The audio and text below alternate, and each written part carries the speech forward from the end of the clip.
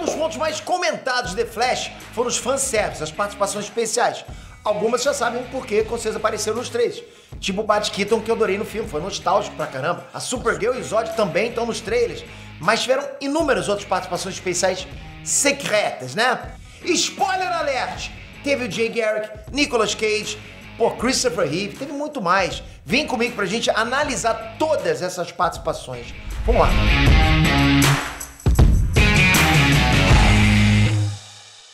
Peter aqui.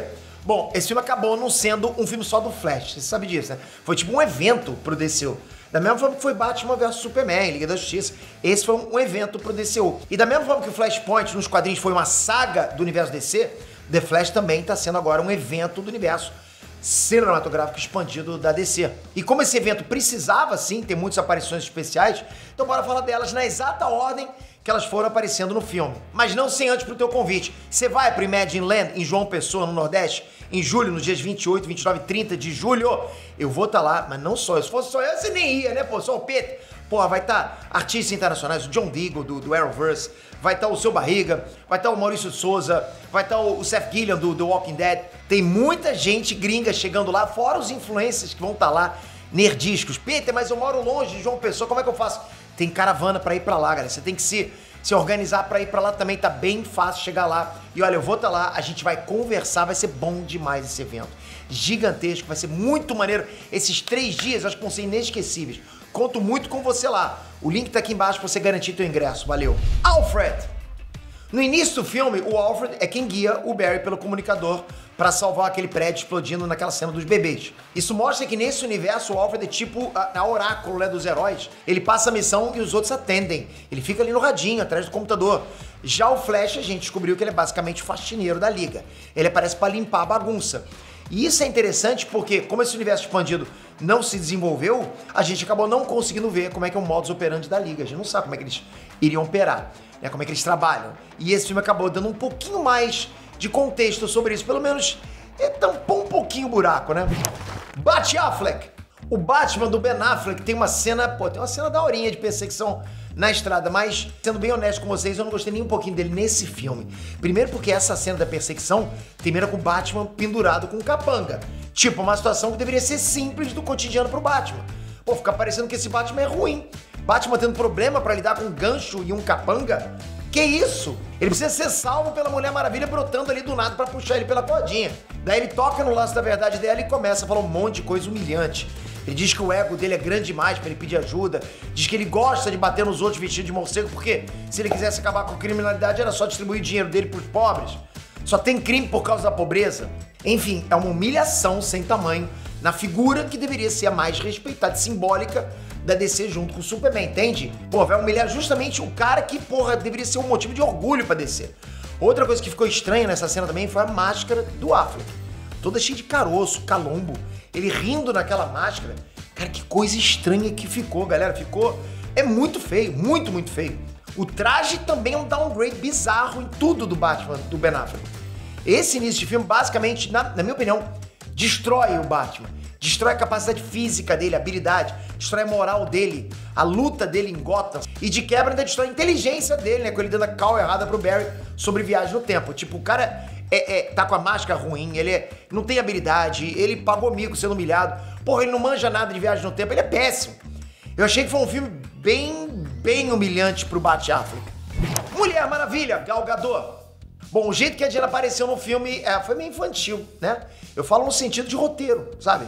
Tipo, como é que ela aparece do nada justo onde o Batman tava pra ajudar a puxar o bate-gancho dele? Tipo, foi bem conveniente. É igual ela aparecendo do nada no enterro do Billy na hora certa, quer dizer, precisar de uma deusa. As últimas aparições da Mulher Maravilha no DCU estão sendo bem mal escritas, fanservice jogado.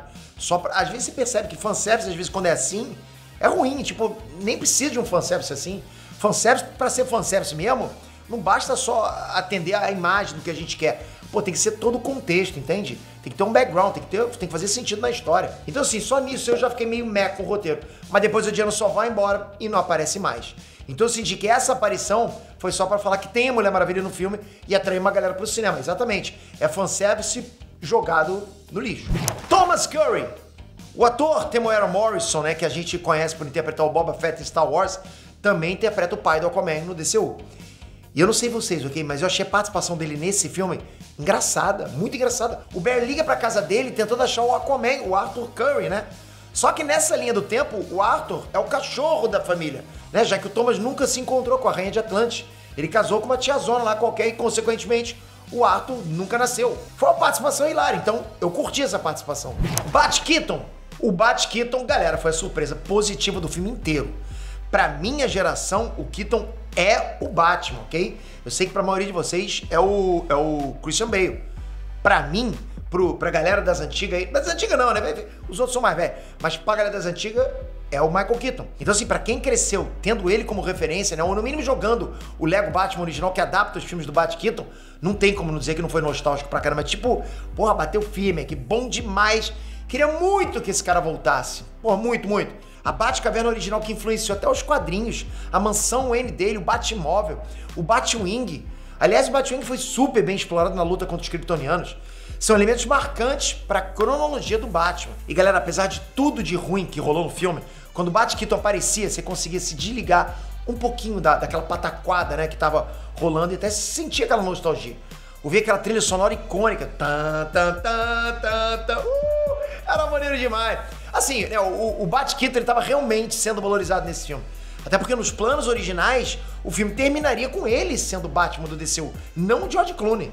O filme da Batgirl que foi cancelado seria uma continuação direta do filme do Flash e mostraria o Bat Keaton como tutor da Batgirl. O Bat Keaton meio que passando o bastão pra ela. Ou seja, o Bat Keaton já estava confirmado como o novo Batman do DCU. As cenas dele em Batgirl já estavam prontas. Algumas filmagens dos bastidores com ele lá já tinham até vazado. O filme da Batgirl já estava pronto. O filme da Batgirl já estava pronto. Era só mandar para um cara do cinema dar play. Era isso. Só que esse universo DCU acabou tomando outro rumo. A gente sabe disso. E até morrendo, né? Morreu de vez. Atualmente, esse é o universo morto que a gente tá vendo os últimos suspiros de vida com Flash, Aquaman 2, né? Só pra não jogar o dinheiro que foi gasto fora. Só isso. Então, assim, eu acho até que foi um grande vacilo do James Gunn e da galera da DC ter dito lá que ia fazer um novo universo. Porque tinha que ter esperado acabar esse, porra. Entende? Pô, disse que ia acabar a parada, que vai acabar o universo com os filmes rolando ainda. Perde interesse, cara. É igual você tá assistindo uma série. Tá assistindo uma série lá, amarradão na série. De repente você sabe que essa série não vai ter continuação, foi cancelada. Não bate aquela vontade de parar de assistir? Ou de repente, não bate nem vontade de começar a assistir a temporada 1 se não vai ter a 2? Você sabe disso. É assim comigo pra caramba, deve ser assim com muitos de vocês. Mas enfim, isso explica o porquê o Michael Keaton ligou tanto destaque na época que o The Flash estava sendo gravado há 3 anos atrás. Até na ação, porra, botaram esse Batman pra derrubar aquele kryptoniano gigante. Ele boladão, tacando bomba, pulando por trás do maluco. Eu sei que tem uma galera que vai pensar que, tipo, não faz sentido o Batman lutar contra kryptonianos. E não faz mesmo, né? É forçado. Mas é algo que 100% aconteceria nos quadrinhos. Nos quadrinhos. Não precisa ter explicação. É o Batman, porra. É o Batman, galera. Isso é maneiro demais. Só que, infelizmente, esse Batman do Keaton também sofreu com o CGI do filme, ok? Preciso falar pra vocês isso. Alguma cena de ação dele, pô, ele tá full bonecão de CGI, pô. A gente percebe, nossa, parece uma massinha. E as cenas de morte dele são as mais burras possíveis. Não existe Batman no multiverso que seria burro o suficiente pra se matar de kamikaze com o Batwing tentando destruir uma nave aleatória lá que tem campo de força. Na boa. Aquilo ali é top momentos mais burros do Batman já feitos na história de todas as mídias. Não tinha nem sentido ele se matar ali. Eu tô pra descobrir que morte mais burra é essa daí ou do Jonathan Kent, né, do Homem de Aço. Bom, a trama do filme é meio burrinha em vários momentos, tipo esse aí. Mas, enfim. Supergirl, Sasha Calle. A Supergirl da Sasha tá ótima visualmente, né? Ela no uniforme tá perfeita de verdade, naquele uniforme dela. Ela voando, o visual dela tá irretocável. O visual dela tá impecável. Não tenho o que falar. Mas assistindo o filme, eu buguei um pouquinho, né, com isso do marketing de The Flash ter sido tão pesado em cima dela. Sendo que a personagem dela não faz nada no filme. Tipo, foi muita coisa de trailer, de marketing em cima da Supergirl. Mas no filme, o que ela faz? Galera, além dela ser uma porta, não falar quase nada, não esboçar a expressão direito, ela não tem nenhuma importância pra trama, nada. Ela morre infinitas vezes pro Zod, só fica ela morrendo sem parar. Pô, zoaram muito a Supergirl. As únicas cenas dela que ficaram legais mesmo é quando resgatam ela, que ela tá lá raquítica, né? Aquela cena ali é pesada. E quando ela leva o Barry também pra tomar um raio no céu, que é uma cena até com uma fotografia bacana. Acho que visualmente ficou bonito aquilo. De resto, foi tudo mais ou menos. Praticamente todas sem brincadeira, todas as cenas dela no filme estão nos trailers. Tá tudo nos trailers. Os trailers só não mostraram ela morrendo, né? De resto tá tudo lá, só pra você ter noção. Inclusive algumas cenas de ação dela estão com CGI bem ruizinho, igual você viu nos trailers. Eu admito que pelo hype em cima dela, eu esperava mais um pouquinho. Foi uma personagem completamente subaproveitada. Zod e Faora. Outro personagem subaproveitado foi o Zod. Na verdade, os kryptonianos, no geral, foram mal aproveitados. Quando você pega pra ver, né, um filme com um peso dramático real, tipo O Homem de Aço, né, que eu acabei de falar pra vocês, que você vê que é um filme que te passa um senso de realismo. Às vezes falava mal do tio Zack lá. Sabe, aqueles filmes tinham uma gravidade em toda situação de ação. E aí, quando você pega esses filmes e você compara com The Flash, pô, parece que os Flash estão brincando ali naquela luta do deserto. Parece isso. Zod, que é um personagem cheio de carga dramática, presença, só apareceu em The Flash igual os comerciais da Jequiti no SBT. Sabe, 1 segundo de tela, meio segundo tomando supapo lá. Depois corta pra mais meio segundo dele matando a Supergirl. Isso pra não falar no CGI de todos os kryptonianos, né? Na real, a CGI da luta dele no deserto, no geral, pô, vou falar, tá bem meia boca. Parecia o Army Man 3D do PlayStation. Pô, jogaço. Esse é bom. Primeiro Superman. Bom, na cena do Flash, dentro da cronosfera, começam a mostrar outras terras, né? Com outros Batmans, outros Supermans, outros Flash, enfim. E de cara, o primeiro que aparece é o primeiro Superman do cinema, o Kirk Allen, né? Que também é conhecido como Superman preto e branco, pros mais jovens aí, ok? Eu lembro dele, porra. Não que eu assistia na época, tá? Pô, eu assistia reprise, não importa. Ele era até barrigudinho, Pô, mas eu adorava pra caramba, né? Foi ali que eu vi pela primeira vez, eu lembro direitinho. Ele balançando as moléculas do corpo e atravessando a parede. Olha, pra você ver, estou falando dos anos 50. Olha isso. Historicamente, pô, posso falar pra vocês que ele foi importantíssimo pro símbolo do Superman se popularizar fora dos quadrinhos. Ele foi muito, muito importante. Christopher Reeve e Alan Slater. Bom, esses dois nunca tinham aparecido juntos antes, apesar de serem do mesmo universo. Então, The Flash meio que representa o universo deles com eles dois, entende? São as figuras mais icônicas do cinema quando se trata de Superman e Supergirl. E eu vou falar pra vocês, presta atenção, geração mais nova. Quando você pensa em Superman, não a tua geração, a geração passada, é esse cara, é o Christopher Reeve. Esquece Henry Cavill, esquece todos os caras que você conhece Superman. É o Christopher Reeve. E eu tô falando isso não só porque eu vi, mas porque eu presenciei um momento e tudo em volta do Superman. Do filme do Superman, do Christopher Reeve. Por quê? Foi o único caso que eu vi que o quadrinho copiou o cinema. Depois até aconteceu mais pra frente outros casos, né? Como, por exemplo, o próprio Michael Keaton, né? Com a Batcaverna, como eu tava falando. Mas, nesse caso, o rosto do Christopher Reeve passou a ser o rosto do Superman nos quadrinhos durante muito tempo.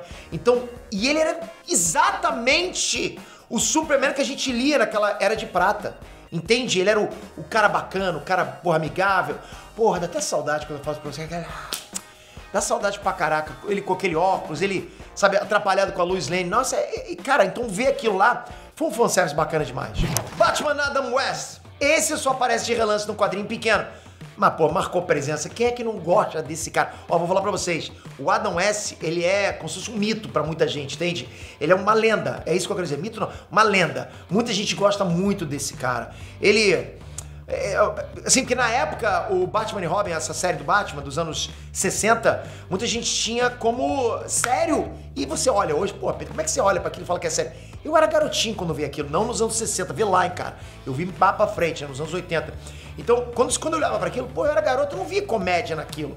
Né? Eu não via comédia, eu via uma coisa séria, pô, eu vi o cara subindo aquilo lá, aqueles prédios lá, conversando com a dona de casa, né? Como vai, Batman? E ele perseguindo uma bandido, ele para pra conversar. Como vai? A senhora tem regado as plantas?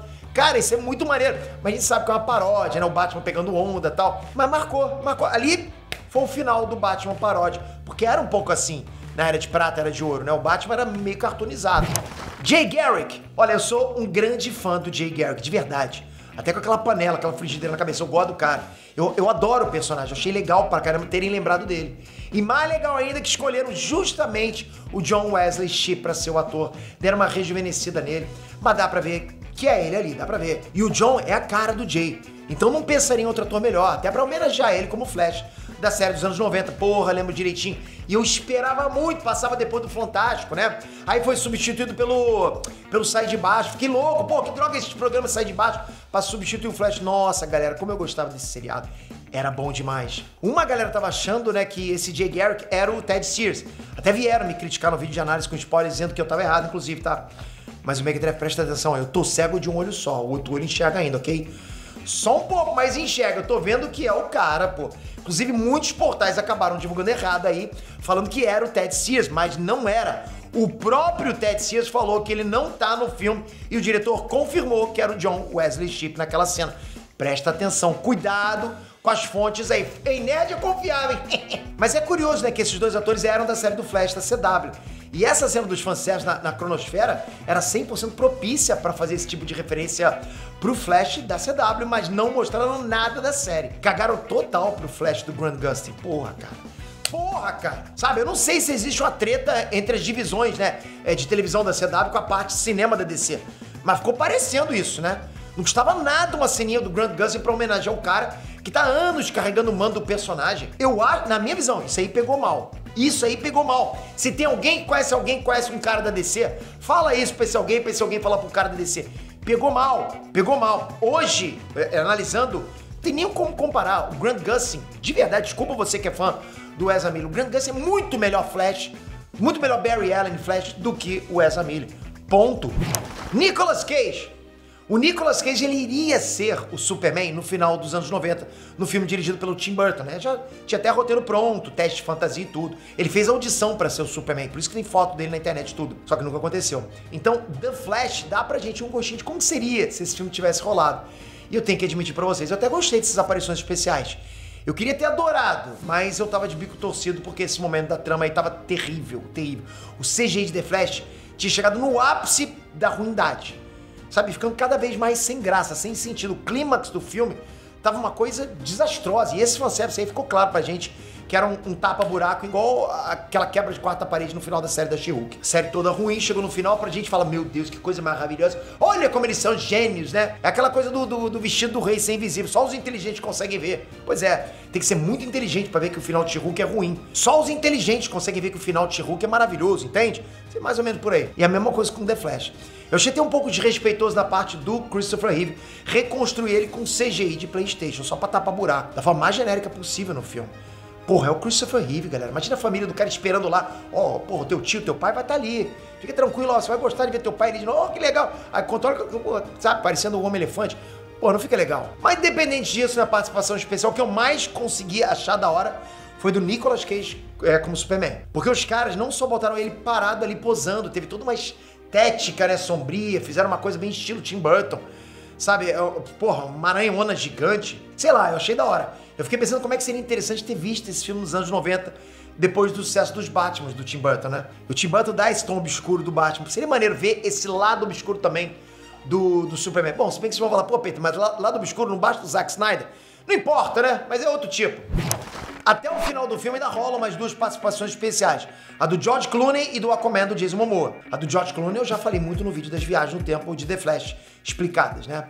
E o do Momoa também, eu já falei muito no vídeo da análise do pós-crédito. Dá uma olhadinha aí no canal que tá bem detalhado aqui nesse vídeo. Não esquece de deixar o link aqui embaixo pra você me encontrar lá no Imagine Land de João Pessoa nos dias 28, 29 e 30 de julho. Galera, não é só eu não, vai ter muita gente lá. Muita gente gigante do meio nerdístico, ok? Que você acha, ui, o PT tem rixa. Não existe. Isso é na cabeça de vocês. Vocês vão perceber que tá todo mundo unido, vai ser muito bacana a gente conversar, a gente tá junto lá em João Pessoa e tá fácil de você ir. Toca aqui embaixo o link e eu te espero lá. Agora comenta aqui embaixo, assistiu o filme, o que você achou? Qual a participação especial você mais curtiu? Toca aqui, se inscreve no canal, ativa o sininho e olha, eu vou continuar trazendo mais conteúdo. Não só do The Flash, mas da DC no geral. Eu amo essa editora, eu tenho certeza que você também. Você quer agora um novo futuro promissor com o James Gunn. Obrigado, galera. Até a próxima. Fui!